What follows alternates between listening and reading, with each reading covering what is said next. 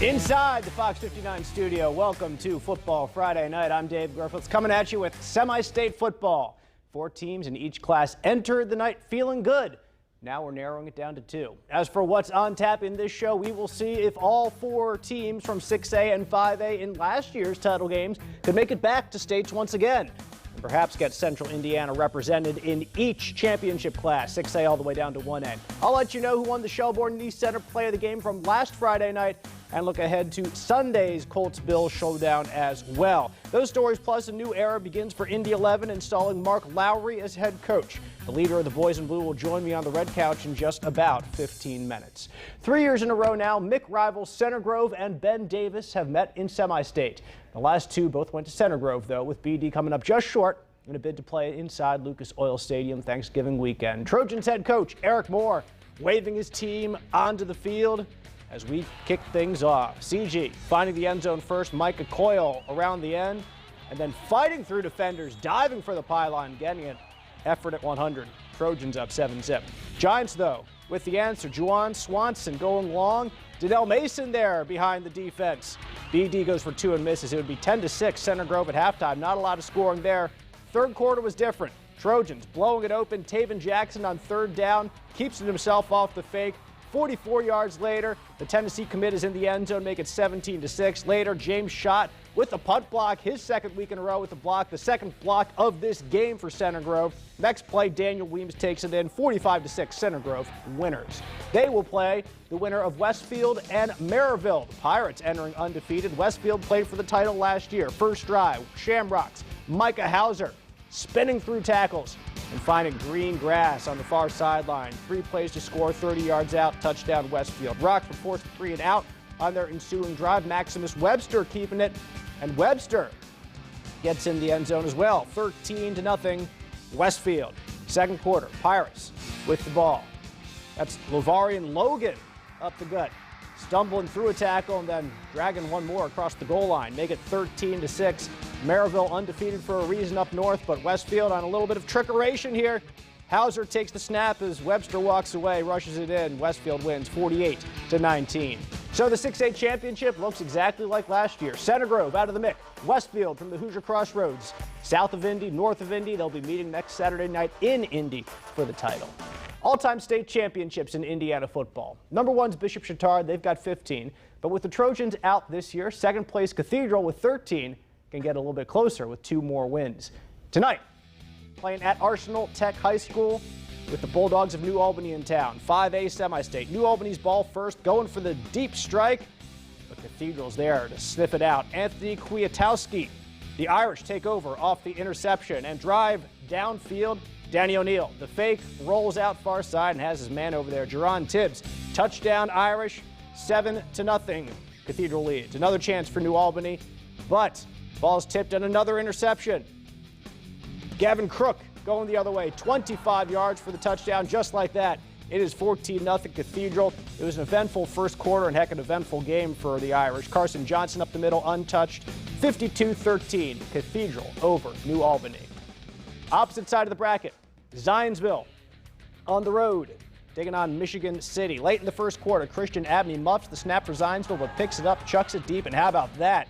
That's staying with the play. Gunnar Hartwig just cruising from there on out. 73 yards to the house. It's 14-3 Zionsville. 2nd quarter, Michigan City making a game of it. Giovanni Laurent with the touchdown catch. Missed extra point, though. They're down 14-9. Zionsville hasn't missed too much ever since. Gage Bankert finds room off tackle for the touchdown. We are late in the 4th quarter. Score is 52-21. Looks like Zionsville's going to head on, so just like 6A, a rematch of 2020 state finals in 5A as well.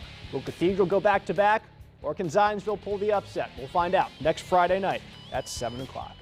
Mount Vernon pulled the upset of the postseason last week, knocking off reigning 4A champions Roncalli, snapping the Royals' 24-game win streak in the process.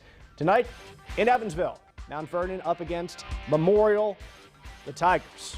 Marauders here on offense. Garrick Slunacher over the middle to Ashton Gentry. One move, shakes 2 defenders. That was a pretty move. Early lead for Mount Vernon. 2nd quarter. Marauders inside the 5-yard line. Keeping it around the edge is Keegan LaBelle. LaBelle scores, and that's 7 more points for Mount Vernon. Into the second half, more LaBelle, more on the ground, finding space in the end zone. Mount Vernon winners 42-28. Next up for the Marauders will be Northridge. Saturday afternoon at 3:30. It's quite the change from 6A and 5A. Neither of these two schools have ever played for a state championship in football. 3A semi-state now. Brebeuf up north for a battle with Mishawaka Marion. Braves striking first. Nolan Buckman looking long. He's had plenty of options this year. This time it's Max Walters for the touchdown. 7-0 Braves. Marion had the answer. This one of the best games of the night. Bryce Lassane to Brady Hoskins for the touchdown. A back-and-forth affair, one that sees the Braves coming out with the win, 17-16. So Brebeuf has played for a title twice before, has never won it all. They will hope third time's a charm next Friday afternoon against either Tri-West or Gibson Southern. Those teams playing tomorrow afternoon for the 3A semi-state. It's been 9 years since Scecina has played for a state championship and 20 years since the Crusaders won a title. That was in Class 1A way back when. Now Scecina is a 2A school taking on Mater Dei out of Evansville on the field at Beech Grove. First quarter scoreless. Mater Dei with the ball. Mason Wunderlich through the air to Eli McDermott, who wrestles it away from the defender and then gets into the end zone. That's a good touchdown off the bat for the Wildcats. Mater Dei looking for more. Again, Wunderlich going long to the end zone. But this time, watch the ball carefully. 1, 2, 3, 4. Finally comes to a defender on the ground. David Mendez makes the interception lying flat on his back. But the offense couldn't do much, and you couldn't say the same for Mater Dei's. Bryce Humphrey stumbles in for 6 there. Not done yet before the half. Wunderlich would find Humphrey yet again. 23-0 at the break.